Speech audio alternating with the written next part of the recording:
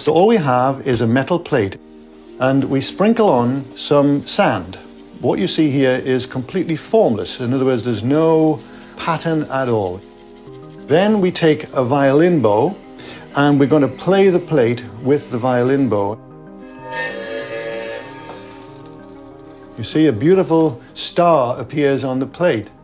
Now, that pattern that forms is basically the sound made visible, and it's kind of magic. And now watch what happens when we make this plate vibrate from an electronic piano.